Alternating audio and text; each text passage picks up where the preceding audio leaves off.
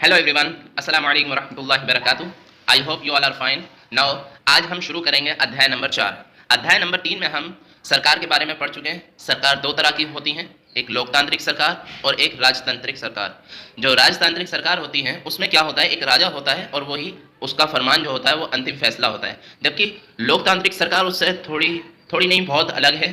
तो आज हम लोकतांत्रिक सरकार के मुख्य तत्व के बारे में समझेंगे। मुख्य तत्व यानी कि उसके जो मुख्य मतलब हिस्से हैं, ये समझ लीजिए कि भाई क्या क्या काम करती है, मतलब पूरी डिटेल समझेंगे हम उसके बारे में, लोकतांत्रिक सरकार के बारे में।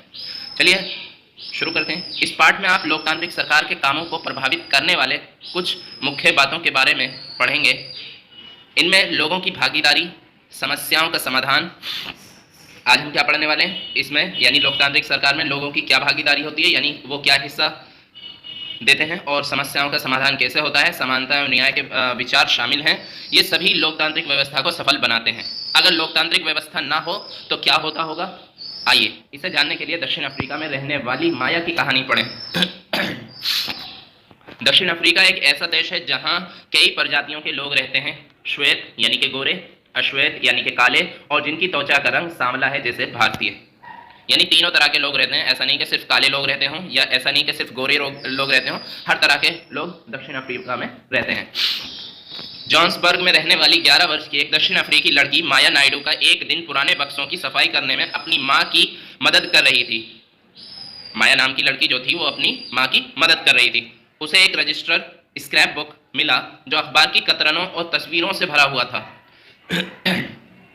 उसमें एक 15 साल के स्कूल जाने वाले लड़के की बहुत सारी तस्वीरें थीं। माया ने जब उस लड़के के बारे में अपनी माँ से पूछा तो उसे पता चला कि उसका नाम था हेक्टर पीटरसन। उसको पुलिस ने गोली मार दी थी। माया को बड़ा झटका लगा। उसने पूछा, क्यों क्यों मारी थी गोली? नहीं हो रहा था। क्या नहीं हो रहा था? ओ सॉरी, यहाँ से पढ़ना है। क्यों मारी थी गोली, उसने सवाल किया।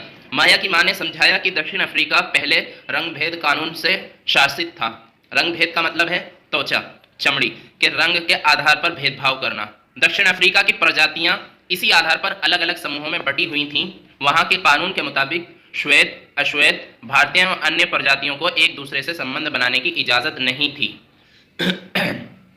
विभिन्न प्रजातियों के लोग ना तो एक दूसरे के आसपास रह सकते थे और ना ही आम सुविधाओं का इस्तेमाल कर सकते थे। माया को अपने कानों पर विश्वास नहीं हो रहा था। रंगभेद कानून के तहत जिस तरह का जीवन था उसके बारे में बताते हुए माया की मां की आवाज में बड़ा गुस्सा था। उन्होंने बताया कि श्वेत और अश्वेत लोगों के अस्पताल अलग होते थे और अस्पताल की गाड़ियां भी। श्वेत लोगों के लिए जो अस्पताल की गाड़ियां थीं वे ज़रूरत के सामानों से सुसज्जित होती थीं, जबकि अश्वेत लोगों के लिए जो गाड़ियां थीं उनमें सुविधाएं उपलब्ध नहीं थीं। उनके लिए रेल एवं बसें अलग होती थीं। यहाँ तक कि श्वेत और अश्वेत लोगों के लिए बस स्टैंड भी अलग होते थे। श्वेत लोगों को वोट देने की इजाज़त नहीं थी। देश की सबसे अच्छी ज़मीन श्वेत लोगों के लिए आरक्षित थी और अश्वेत लोगों को खेती के लिए सबसे घटिया ज़मीन मिलती थी। इससे पता चलता है कि अश्वेत लोगों एवं भारतीयों को श्वेत लोगों के बराबर नहीं माना जाता था। उनके साथ भेदभाव किया जाता था। दक्षिणी पश्चिमी हिस्से में शहर था सोवेटो, जहां सिर्फ अश्वेत लोग ही रहते थे। हेक्टर पीटरसन वहीं रहता था। वहां के श्वेत लोग अफ्रीकांस भाषा बोलते थे। हेक्टर और स्कूल के अन्य विद्यार्थियों पर इस भाषा को सीखने के लिए जोर डाला जाता था, जबकि वे अपनी भाषा जूलू सीखना चाहते थे। हेक्टर अपने सहपाठियों के साथ, सहपाठी यानी क्लासमेट, सहपाठियों के साथ मिलकर अफ्रीकन सीखने का विरोध कर रहा था। दक्षिण अफ्रीका की पुलिस ने विरोध करने वाले इन लोगों को बड़ी बेरहमी से पीटा और भीड़ पर गोलियां बरसाईं। उनमें से एक गोली हेक्टर को लगी और वो मारा गया। वह 16 जून 1976 की घटना है। अफ्रीकी राष्ट्रीय कांग्रेस और उनके जाने माने नेता नेल्सन मंडेला ने रंगभेद के खिलाफ बहुत लंबे समय तक संघर्ष किया। अंततः 1994 में उन्हें सफलता मिली और दक्षिण अफ्रीका एक लोकतांत्रिक देश बना। तब से सभी प्रजातियों के लोगों को बराबर माना जाने लगा। अश्वेत लोग किस किस तरह का से भेदभाव का सामना कर रहे थे, इसकी सूची बनाइए। अब हमें अंदाजा हो गया है कि वहाँ भेदभाव था, तो किस किस टाइप का भेदभाव था हम यहाँ पर सूची बनाएंगे, यानी लिखेंगे। तो भाई रंग का तो था ही था, उसके अलावा किन किन चीज़ों का था हमने बहुत कुछ पढ़ा है, उसके बारे में हम सूची बनाएंगे। एक्टर और उसके साथी किस बात के खिलाफ संघर्ष कर रहे थे? क्या सभी लोगों के साथ बराबरी का व्यवहार होना जरूरी है और क्यों? अगर है तो क्यों है? आइए अब समझने की कोशिश करते हैं कि सरकार के लोकतांत्रिक होने का हमारे लिए क्या मतलब है। लोकतांत्रिक होने का क्या मतलब है? भागीदारी। हमारे यहाँ नियमित रूप से चुनाव क्यों होते हैं? हमारे यहाँ चुनाव होते हैं ना अक्सर। आपने पिछले पाठ में पढ़ा ही है कि लोकतंत्र में लोग निर्णय लेते हैं। चुनाव में वोट देकर वे अपने प्रतिनिधि चुनते हैं। ये प्रतिनिधि ही लोगों की तरफ से निर्णय लेते हैं। ये मानकर चला जाता है कि प्रतिनिधि निर्णय लेते वक्त लोगों की जरूरतों और मांगों को ध्यान में रखेंगे। एक बार और पढ़ लेते हैं, ये काम की बात है। हमारे यहाँ अब देखिए हम भागीदारी पढ़ रहे हैं। भागीदारी किसकी? यानी आम नागरिक की, यानी मेरी, आपकी और जो आपके आसपास जो भी लोग हैं उन सबकी क्या भागीदारी है। हमारे यहाँ नियमित रूप से चुनाव क्यों होते हैं? सबसे पहली वजह इसको जान लेते हैं कि आखिर चुनाव होते क्यों हैं। आपने पिछले पार्ट में पढ़ा ही है कि लोकतंत्र में लोग निर्णय लेते हैं। लोग निर्णय लेते हैं। अब किस तरह से निर्णय लेते हैं ये समझ लीजिए। चुनाव में वोट देकर वे अपने प्रतिनिधि चुनते हैं। यानी कि मान लीजिए हमारे इलाके में कोई विधायक है तो हमने जो है उन्हें चुना है, यानी सेलेक्ट किया है। भाई ये जो है शख्स हमारे लिए बहुत बेहतर है और ये बहुत अच्छी तरह काम करेंगे, हमारी जो उन्नति है और जो हमारा विकास है उसके बारे में सोचेंगे और फिक्र करेंगे और तमाम काम जो भी होने हैं वो करेंगे। तो ये हम जो है प्रतिनिधि चुनते हैं। चुनाव में वोट देकर वे अपने प्रतिनिधि चुनते हैं, यानी हम जो है अपने प्रतिनिधि चुनते हैं। ये प्रतिनिधि ही लोगों की तरफ से निर्णय लेते हैं, यानी लोगों की तरफ से जो निर्णय लिए जाते हैं वो प्रतिनिधि लेते हैं। क्योंकि हर एक तो अगर फैसला लेने लगा तो क्या होगा, बवाल मच जाएगा। भाई कोई कुछ कहेगा, कोई कुछ कहेगा। इसलिए प्रतिनिधि जो होते हैं हमारे वो फैसले लेते हैं। ये मानकर चला जाता है कि प्रतिनिधि निर्णय लेते वक्त लोगों की जरूरतों और मांगों को ध्यान में रखेंगे। कुछ अखबार देखिए और उनमें दी गई चुनाव की खबरों पर चर्चा कीजिए। एक निर्धारित समय के बाद चुनाव होते रहने की क्या जरूरत है? क्या जरूरत है या नहीं है? अगर जरूरत है तो क्या जरूरत है समझ लेते हैं। पहले मान लीजिए हमने एक विधायक को चुना और वो लाइफ टाइम के लिए चुन लिया, तो क्या होगा, एक वक्त ऐसा आएगा और कितना भी ईमानदार हो शायद वो जो है बदल जाए और हर कोई एक जैसा नहीं होता। फिर इसमें क्या होता है, जब उन्हें यह खतरा रहता है भाई 5 साल बाद मुझसे एक कुर्सी छीनी भी जा सकती है, तो वो अपने कामों में थोड़ी बहुत एहतियात जरूर रखता है, जिससे कि अगली बार वो वोट मांग सके और दोबारा से वो विधायक या मंत्री, कोई भी मंत्री बन सके। ठीक है। सभी सरकारों को एक निश्चित समय के लिए चुना जाता है। भारत में यह अवधि 5 वर्ष की है। एक बार चुने जाने के बाद सरकार 5 वर्ष तक सत्ता में रहती है। सरकार का फिर से सत्ता में बने रहना तभी संभव है जब लोग उसे बार बार चुनें। चुनाव का समय लोगों के लिए वो घड़ी है जब वे लोकतंत्र में अपनी ताकत को महसूस करते हैं। इस तरह से नियमित चुनाव होने से लोगों का सरकार पर नियंत्रण बना रहता है, यानी लोगों का सरकार पर नियंत्रण बना रहता है, ना कि सरकार का लोगों पर। क्योंकि लोगों द्वारा चुनी गई सरकार है, इसलिए लोग अपना नियंत्रण सरकार पर बनाए रखते हैं। इसीलिए सोच समझकर और अच्छे उम्मीदवार को ही क्या देना चाहिए, अपना कीमती वोट देना चाहिए। भागीदारी के अन्य तरीके, भागीदारी यानी पार्टिसिपेशन, जो लोकतंत्र में हमारा पार्टिसिपेशन है, वो उसके दूसरे तरीके क्या क्या हैं। चुनाव 5 वर्ष में एक बार होते हैं, चुनाव 5 साल में एक बार होते हैं। वोट देने के अलावा लोकतांत्रिक सरकार के निर्णयों और नीतियों में लोगों के भाग लेने के और भी कई तरीके हैं। लोग सरकार के कार्यों में रुचि लेकर और उसकी आलोचना करके भी अपनी भागीदारी निभाते हैं। अगस्त 2005 में जब एक खास सरकार ने बिजली का किराया बढ़ा दिया था, तो लोगों ने अपना विरोध बहुत ही तीखे रूप में व्यक्त किया। लोगों ने जुलूस निकाले और हस्ताक्षर अभियान चलाए। सरकार ने अपने निर्णय के बचाव में तर्क दिए, लोगों को समझाने की कोशिश की, लेकिन अंततः उसे लोगों की मांग माननी पड़ी और बिजली के बढ़ाए गए दामों को घटाना पड़ा। सरकार को अपना निर्णय बदलना पड़ा क्योंकि वो आम जनता के प्रति जिम्मेदार है। क्योंकि सरकार किसके लिए जिम्मेदार है? आम जनता के लिए। तमाम काम आम जनता के लिए होते हैं सरकार के। ऐसे कई तरीके हैं जिनके द्वारा लोग अपनी राय व्यक्त कर सकते हैं और सरकार को ये समझा सकते हैं कि उसे क्या कार्रवाई करनी चाहिए। इन तरीकों में धरने, जुलूस, हड़ताल, हस्ताक्षर अभियान आदि शामिल हैं। जैसा कि आपको मालूम है, अभी CAA, NRC, ये 2 मुद्दे हमारे समाज में देखे गए थे। वो सरकार के बनाए हुए कुछ नियम थे, हमने उसको पहले समझा था एक मरतबा। अभी मैं उस बारे में नहीं बात करूंगा। अभी मैं ये बताऊंगा कि हम यानी आम जनता ने उसके खिलाफ विरोध प्रदर्शन किए हैं। तो हो सकता है सरकार उस मामले में कुछ बदलाव करे या किसी भी तरह से, क्योंकि आम जनता को वो पसंद नहीं है और इसीलिए जुलूस और धरने और हड़ताल, हस्ताक्षर अभियान आदि ये तमाम चीज़ें हो रही थी अब तक। तो अभी फिलहाल तो नहीं है। इनके जरिए जो बातें गलत हैं और न्याय संगत नहीं हैं उन्हें सामने लाया जाता है।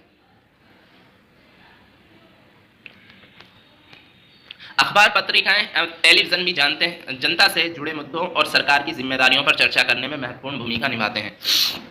अब देखिए, अखबार, पत्रिकाएं और टेलीविजन भी जनता से जुड़े मुद्दों और सरकार की जिम्मेदारियों पर चर्चा करने में महत्वपूर्ण भूमिका निभाते हैं। महत्वपूर्ण भूमिका कैसे निभाते हैं? क्योंकि हर कोई आज के वक्त में अखबार, पत्रिकाओं और टेलीविजन से जुड़ा हुआ है, यानी कि पूरा समाज हमारा इन तमाम चीज़ों से जुड़ा हुआ है। और अगर कोई भी बात, कैसी भी बात अखबार के ज़रिए, टेलीविज़न के ज़रिए हम तक पहुंचाई जाती है तो हम उस पर गौर फिक्र करते हैं, और अगर हमें मालूम हो जाए कि ऐसा है तो हम उसके साथ मिलजुल कर खड़े भी होते हैं।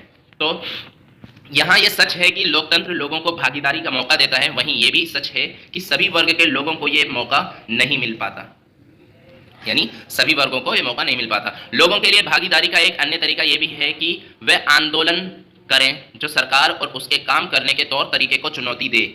दलितों, आदिवासियों, अल्पसंख्यकों, महिलाओं एवं अन्य लोगों की भागीदारी अक्सर इन आंदोलनों के जरिए ही हो पाती है।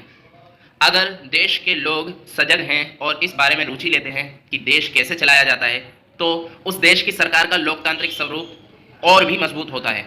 अगली बार अगर हमें शहर, कस्बे या गांव, गली से कोई जुलूस गुजरते हुए दिखे तो हम एक क्षण रुककर पता करेंगे कि जुलूस किस लिए निकाला गया है, उसमें भाग लेने वाले लोग कौन हैं, वे किस मुद्दे पर प्रदर्शन कर रहे हैं। इससे हमें ये समझने में मदद मिलेगी कि हमारी सरकार कैसे काम करती है। चलिए आगे बढ़ते हैं। अभी हमने समझा कि भाई सरकार किस तरह काम करती है। सरकार लोगों के लोगों के जरिए ही काम करती है, लोगों के लिए ही काम करती है। विवादों का समाधान।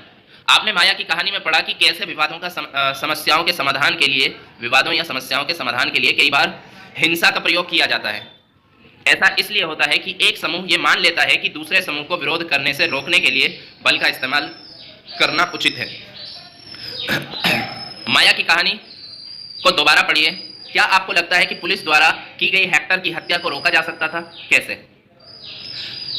जाहिर सी बात है, अगर वहां लोकतंत्र होता तो वो सरकार उसकी हत्या को, यानी हेक्टर की हत्या को रोका जा सकता था। विवाद तब उभरता है जब विभिन्न संस्कृतियों, धर्मों, क्षेत्रों और आर्थिक पृष्ठभूमियों के लोग एक दूसरे के साथ तालमेल नहीं बिठा पाते।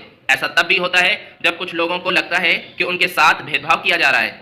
जैसे कि आज जाति धर्मों के आधार पर जो है लोग बटे हुए हैं, लोगों में एक ताज्जुब यानी भेदभाव वाली भावना उत्पन्न हो रही है, जिसे कि हमें रोकना चाहिए। ये हमारी जिम्मेदारी है कि हम उस भावना को, हीन भावना को पनपने ना दें, बल्कि हमें क्या चाहिए कि हमें मिलजुल कर रहने की कोशिश करनी चाहिए।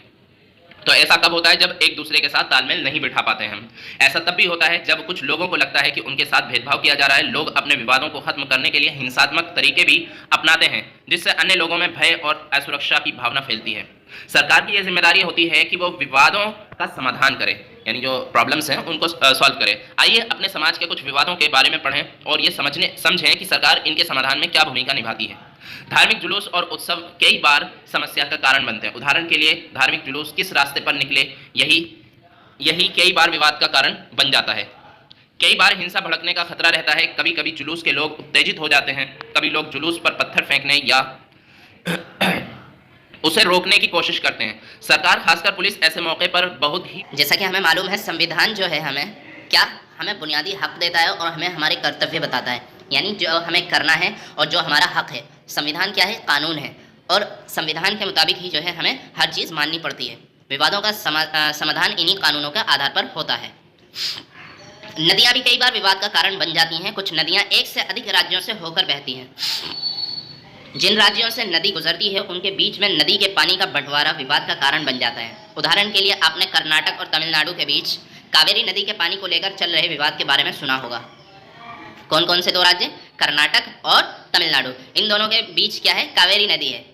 कर्नाटक के कृष्णा राजा सागर बांध में भरा हुआ पानी कई जिलों में सिंचाई के काम आता है। इस पानी से बेंगलुरु शहर की ज़रूरतें भी पूरी होती हैं।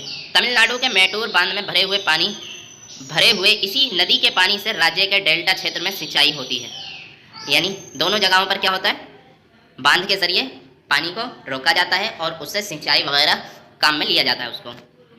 दोनों बांध एक ही नदी पर बने हुए हैं। कर्नाटक का कृष्णा राजा सागर बांध कावेरी नदी के ऊपरी छोर पर है और तमिलनाडु का मैटूर बांध नदी के निचले छोर पर। मैटूर बांध में पानी तभी भरा जा सकता है जब कृष्णा राजा सागर बांध से पानी छोड़ा जाए। दोनों राज्यों को अपने लोगों की ज़रूरत के लिए भरपूर पानी चाहिए, जो कि नहीं मिल पाता। इससे विवाद उत्पन्न होता है। तब राष्ट्रीय सरकार को कदम उठाना पड़ता है ताकि दोनों राज्यों के लिए पानी का सही बंटवारा हो पाए। जैसा कि आपको मालूम है, केंद्र सरकार होती है और एक राज्य सरकार होती है। जब राज्य सरकारों में बीच में मतभेद होता है तो फिर क्या होता है, केंद्र सरकार उसमें हस्तक्षेप करती है, यानी कि बंटवारा करती है। तो अभी हम पढ़ेंगे समानता एवं राज्य एवं न्याय, समानता एवं न्याय। समानता मतलब आप जानते हैं सिमिलरिटी, एंड न्याय फैसला, जजमेंट। लोकतांत्रिक सरकार के मुख्य विचारों में से एक है उनका न्याय एवं समानता के प्रति वचनबद्ध होना यानी कि प्रॉमिस। ठीक है, एक बार फिर पढ़ते हैं। लोकतांत्रिक सरकार के मुख्य विचारों में से एक है उसका न्याय एवं समानता के प्रति वचनबद्ध होना, यानी सिमिलरिटी के लिए वचनबद्ध होना यानी कि प्रॉमिस होना। न्याय एवं समानता को एक दूसरे से अलग नहीं किया जा सकता, यानी जजमेंट यानी जो फैसला होगा और समानता, इन दोनों को अलग नहीं किया जा सकता, यानी समानता के आधार पर ही जो है जजमेंट दिया जा सकता है। माया की कहानी में सरकार ने क्या इन विचार का समर्थन किया था कि सभी लोग बराबर हैं? डॉक्टर अंबेडकर की कहानी में क्या अस्पृश्यता के व्यवहार से समानता के विचार को ठेस पहुंची? जो हमने डॉक्टर अंबेडकर की कहानी पढ़ी थी, इसमें अस्पृश्यता यानी छुआछूत की जो मतलब व्यवहार था, भाई ये जो है SC ST कास्ट वाले हैं, इनसे टच नहीं होना है, इस तरह के जो विचार थे, तो ऐसा तो व्यवहार से समानता के विचार को ठेस पहुंची थी। यस, डॉक्टर अंबेडकर की कहानी पढ़ी थी ना हमने रेलवे स्टेशन वाली, तो उसके बारे में पूछा गया है यहाँ पर। चलिए आगे बढ़ते हैं।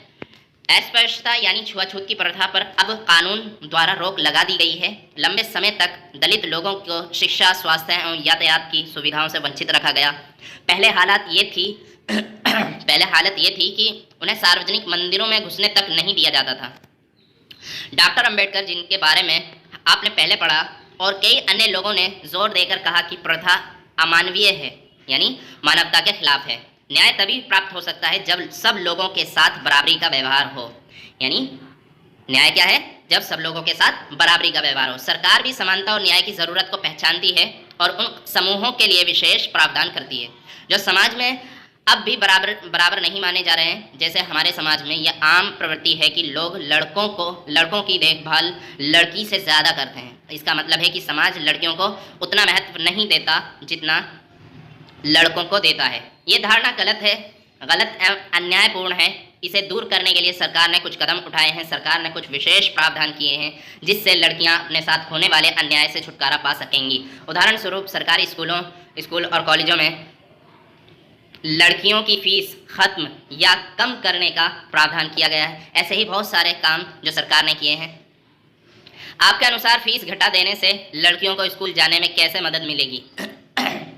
आप खुद समझ सकते हैं, जब फीस कम होगी तो जो फैमिली है वो आसानी से अफोर्ड कर पाएगी कि भाई हमारी बच्ची जो है आसानी से स्कूल चली जाए। अगर ऐसा नहीं कर दी है गवर्नमेंट तो क्या होगा भाई, वही विचार जो पहले रूढ़िबद्ध धारणा जो बनी हुई थी कि भाई लड़कियों को करना क्या है, पढ़ के करेंगे क्या, घर में वही सब्जी और रोटी यही तमाम घर के कामों में उलझ जाती हैं, तो उनकी पढ़ाई का क्या फ़ायदा। तो ऐसे लोगों के विचार बन जाते हैं जब उन्हें पैसा खर्च करना पड़ता है पढ़ाई के लिए, तो इसलिए कि भाई लड़कों का पढ़ना ज़रूरी है, वरना तो वो मेहनत मजदूरी करेंगे और गरीबी में गुर्बत में ज़िंदगी गुजारेंगे। इसलिए लोगों में ये आम बात थी कि भाई अगर लड़की को पढ़ाना है तो फिर उसके ऊपर कोई खर्च नहीं हो, तभी ऐसा कर पाते हैं लोग।